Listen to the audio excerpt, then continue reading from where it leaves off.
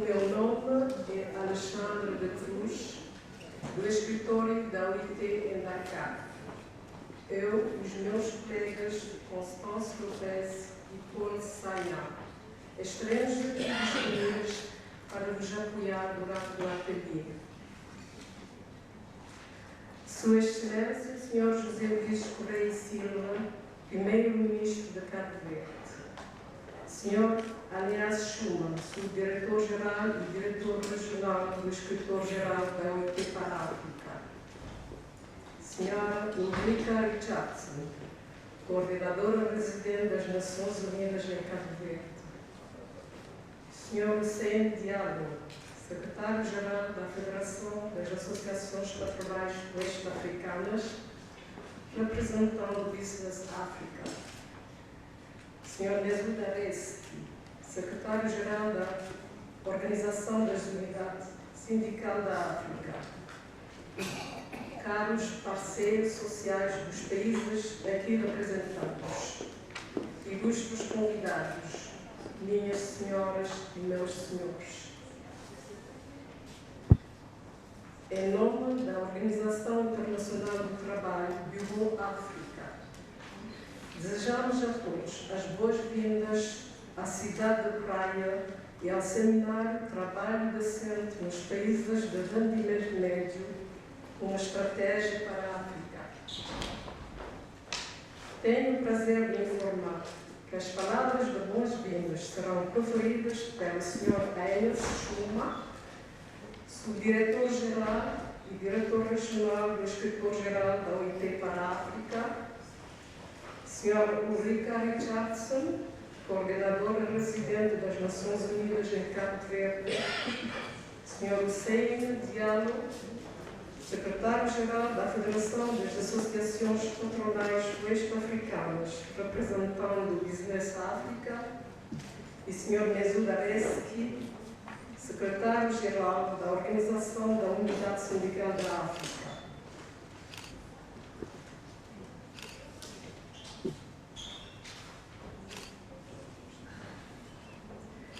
Tenha a palavra, Sr. Diretor-Geral. Let me acknowledge His Excellency Ulysses Correia da Silva, Prime Minister of the Republic of Cabo Verde, Ms. Ulrika Richardson, United Nations Resident Coordinator in Cabo Verde, Mr. Hussein Diallo, Secretary General of the Federation of West African Employers Association, representing Business Africa, Mr. Nesud Areski, Secretary General of the Organization of African Trade Union Unity. ILO tripartite constituents and my colleagues ILO from Geneva and from across Africa, distinguished ladies and gentlemen, and I also want to pay particular respects to several ministers of the government of Cabo Verde who joined us this morning for this event.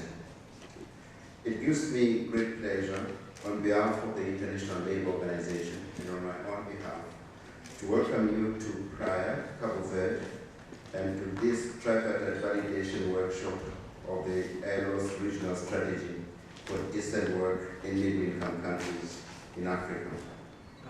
I want to acknowledge with great honor the presence of the Prime Minister of the Republic of Cabo Verde at this occasion. Your Excellency, your presence is perfect evidence of the boundless support the government of Cabo Verde offers to ILO initiatives and its ideals.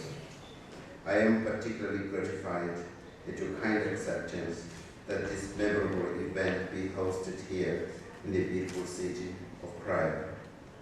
Allow me to also extend a word of welcome to Ms. Ulrika Richardson, our United Nations Resident Coordinator here in Cabo Verde. I personally value our interagency partnership, and your presence here today is testimony to the common values of the United Nations and the promotion of delivering results together as one UN. I acknowledge the presence of senior government officials and leaders of social partners, employers, and local organizations from the host country, Cabo Verde, as well as from Algeria, from Cameroon, Cote d'Ivoire, Egypt, Gabon, Kenya, Mauritius, Nigeria, Sao Tome and Principe, South Africa, Sudan, Swaziland, Tunisia, and Zambia. My sincere thanks to all for finding time to participate on this occasion. And I do acknowledge that some of you traveled far, from very far indeed, to be with us today. Your Excellency, Honorable Prime Minister, the delegates before you today reflect the tripartite nature of the International Labour Organization, the uniqueness of the ILO. They form the heart of the ILO establishment. Indeed, tripartism offers an exceptional opportunity to work together to achieve the decent work agenda. The decent work agenda is a vital one, and as you may be aware, it has found its rightful place in the Agenda 2030 for Sustainable Development. Decent work sums up the aspirations of all people in their working lives. It encourages opportunities for work that is productive and delivers a fair income, security in the workplace itself, and social protection for families. It encourages better prospects for personal development and social integration, freedom for people to express their concerns and participate in the decisions that affect their lives, and equality of opportunity and treatment for all women and men. This is a noble endeavor that many of you validated during the 13th African Regional Meeting of the ILO, which took place in Addis Ababa in December last year. Distinguished participants, the Decent Work Strategy for Middle-Income Countries in Africa is a result of carefully organized consultations that involved ILO constituents and other stakeholders in the different regions of Africa. A total of 70 interviews were held during missions to countries such as Cabo Verde, Algeria, Cameroon, Kenya, and South Africa, to mention but a few. These consultations would not have been successful without the full commitments of our constituency. I applaud you for the great support rendered during the development of this strategy. And I'm proud to note that this successful process demonstrated that we can work together to define our destiny and to achieve our goals. We can work together to promote decent work. Dear colleagues, this is not the first time that the ILO has prepared a strategy for a defined group of African countries. As some of you may recall, participants in the 13th African Regional Meeting endorsed a decent work strategy for fragile states in the Africa region. This framework calls for the promotion of institutions and mechanisms for quality employment and livelihoods creation, and the promotion of social protection and the advancement of equity and rights at work in states that are experiencing fragility. While strategy implementation is oftentimes difficult, I'm happy to note that implementation of the Decent Work Agenda for fragile states has started in earnest. Currently, a number of our country teams are in the process of developing relevant proposals for support in the quest to implement the strategy.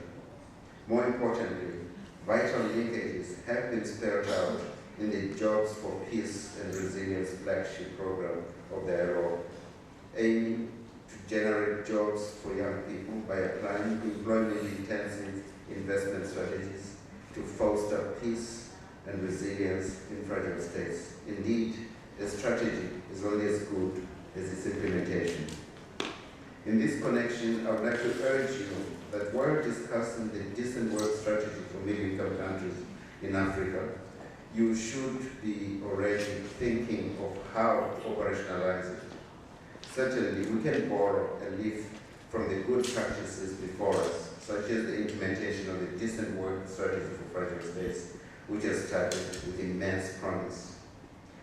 Distinguished participants, ILO supports interagency partnerships and is committed to the delivering results together spirit of the United Nations. With this in mind, I wish to state that the development process of the Decent Work Strategy for Middle-Income Countries in Africa ensure wide consultations with the United Nations community, and particularly the membership of the Regional United Nations Development Group. This has ensured the inevitable alignment of the ILO strategy with the wider United Nations strategy for middle-income countries, which aims to support the United Nations system to be fit for purpose, relevant and structured to achieve results in the middle-income countries. The ILO fully shares this spirit. It is noteworthy that middle-income countries face unique challenges that must be solved by unique solutions. And one-size-fits-all interventions may not be optimal. Concerted efforts will be an important recipe for delivery of success.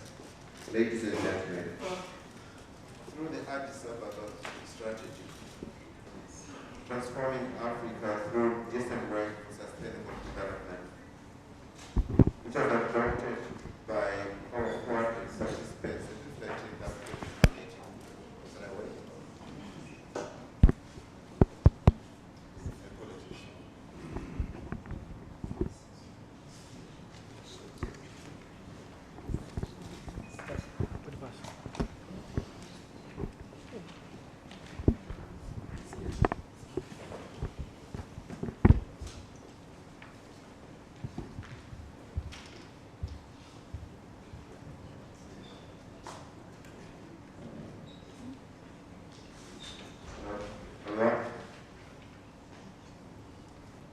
It is our conviction that I know that the decent work strategy in middle-income countries in Africa before us offers a candid channel towards a low contribution to the aspirations of the African people. It will support, together with other ILO initiatives, the realization of the main aspirations of the Agenda 2063 of the African Union.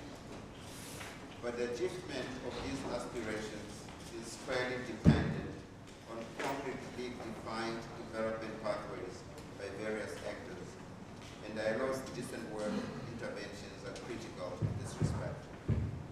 Finally, you will observe that themes such as resource mobilization, governance of labor markets, social partners, and tripartism will be under discussion during this workshop. I am of the view that these issues are of paramount importance to countries undergoing transition and graduation into middle-income status. There are key elements in the discourse around the future of work, which will also inform our discussion during this workshop.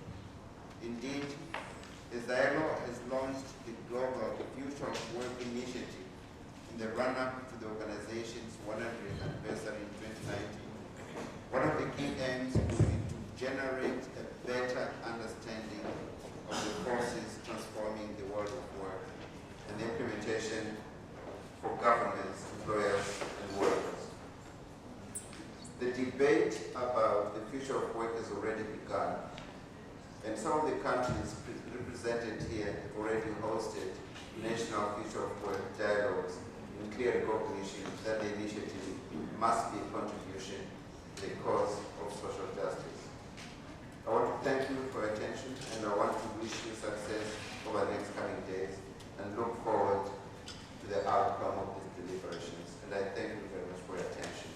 Thank you. Senhor Primeiro-Ministro da República de Cabo Verde, Excelência, Senhora Ministra da Justiça e do Trabalho, Excelência, Senhor Ministro de Saúde e da Segurança Social, Excelência, Senhora Ministra da Educação e Ministra da Família e Inclusão Social, Excelência, Senhor Diretor Regional da OIT para a África, Excelência, Senhor Secretário-Geral da Federação das Associações de Empregadores da África Ocidental, representando a Business Africa, Excelência, Senhor Secretário-Geral da Organização da União dos Sindicatos Africanos, Excelência, constituintes tripartidos da OIT aqui representados, excelências, colegas da OIT de Genebra, Dakar e de toda a região africana, excelências, representante da imprensa, da comunicação social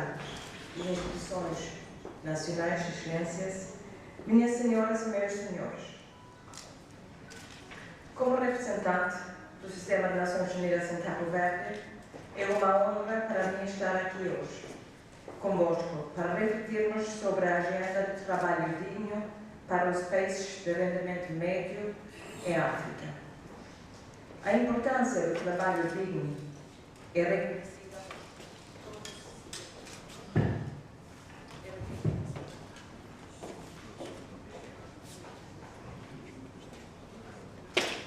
A importância do trabalho digno é reconhecida por todo o sistema das Nações Unidas. Aliás, ela está bem presente na nova agenda dos Objetivos do Desenvolvimento Sustentável, no seu 8º objetivo. Essa nova Agenda 2030, uma agenda global para o desenvolvimento sustentável, tem exigências claras a nós todos, governos, atores sociais e económicos, parceiros internacionais, o Sistema das Nações Unidas, sobre trabalhar de maneira diferente, sobretudo pela sua ambição de não deixar ninguém de atrás. Assim, os Estados-membros das Nações Unidas esperam do Sistema das Nações Unidas uma cooperação, parceria e assistência técnica coerente e coordenada e uma programação integrada. Por isso, agradeço o convite do meu colega, Sr. Schumann, diretor regional do OIT para a África, por me ter associado a este evento. A nova Agenda Global 2030 para o desenvolvimento sustentável também chama a uma abordagem diferente para os países de rendimento médio. Na última década, a África tem tido uma taxa média de crescimento econômico de 5%, bem acima da média mundial. Que o continente consegue quase triplicar o seu PIB num espaço de 15 anos e em si um feito notável. Mas como em todas as outras regiões, sem exceção, infelizmente, tem sido globalmente um crescimento econômico sem geração suficiente de emprego, com as desigualdades persistentes, em alguns casos aumentando, e um alto grau de insegurança humana. Atualmente, muitos desses países já foram graduados a países a classificação de rendimento médio, vendo muito reduzida a ajuda tradicional para o desenvolvimento. É nesta perspectiva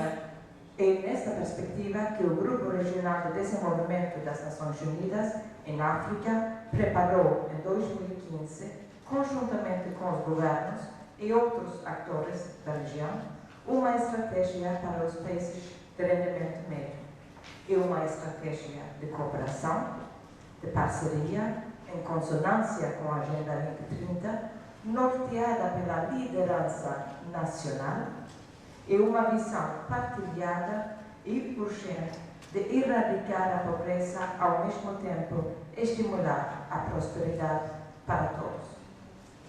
A África está em movimento e acelera. O continente tem sido apontado como um polo potencial de crescimento global, muito promissório e cheio de oportunidades para os seus cidadãos. É necessário pensar em políticas mais eficazes para acelerar e sustentar um crescimento elevado e garantir que este crescimento seja verdadeiramente inclusivo e equitativo. Garantir que o desenvolvimento seja, de facto, sustentável e que tenha um impacto positivo sobre as vidas das pessoas. Excelências, a estratégia que vamos discutir está agora, estes 2 dias, está intrinsecamente relacionada com a estratégia para os países de rendimento médio em África e pretende completar essa visão utilizando as lentes da agenda do trabalho digno e enfatizando diferenças e semelhanças que existem entre esse grupo heterogêneo de países. O trabalho digno quer dizer uma ocupação produtiva, adequadamente remunerada e exercida em condições de liberdade, equidade e segurança. É uma fonte, quer dizer, o trabalho digno é uma fonte essencial de orgulho de uma nação democrática, de um país em desenvolvimento socioeconômico permanente. O trabalho digno para todos, sem discriminação, é o objetivo sustentável.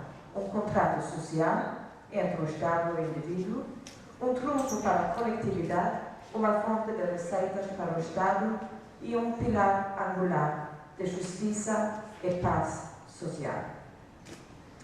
Os desafios são muitos e vários, mas o debate durante esses 2 dias, aqui na capital de Cabo Verde, irá certamente produzir ideias e recomendações para os transformarem em oportunidades e concretizações para um continente ainda mais justo, seguro, equilibrado e sustentável. Termino desejando a todas e todos uma profícua reunião. Muito obrigada. Convidamos o Sr. Hussein Diallo a fazer o uso da palavra. Mon bonheur d'être celui qui a eu la chance, dans la même année, d'être reçu dans le même pays et de profiter de la courtoisie de 2 premiers ministres. En mars, nous étions ici pour l'Assemblée générale de la COPAO et aujourd'hui, c'est son Excellence qui nous reçoit. C'est la preuve de la bonne gouvernance légendaire de ce pays où tout se passe avec les élections de la paix, la sécurité et la confiance. Félicitations, Excellence. Bravo au Cap-Vert pour les leçons que nous donnons. Excellence, Monsieur le Premier ministre du Cap-Vert, Madame la coordinatrice résidence des Nations Unies, Monsieur le directeur régional de l'OIT pour l'Afrique, Monsieur le représentant du bureau des activités pour les employeurs, Monsieur le directeur du dialogue social, Monsieur le représentant des travailleurs, Mesdames et Messieurs, en vos titres, rang, grade et qualité, chers amis de la presse, permettez-moi avant tout propos, au nom du président de Business Africa et de son secrétaire général retenu à des activités précédemment, qui n'ont pas pu se déplacer, de remercier les autorités du Cap-Vert pour l'accueil chaleureux dont nous bénéficions depuis notre arrivée dans ce charmant pays. Déjà en mars dernier, à l'occasion de son assemblée générale mixte, la délégation de la COPAO, conduite par son président, avait bénéficié de la part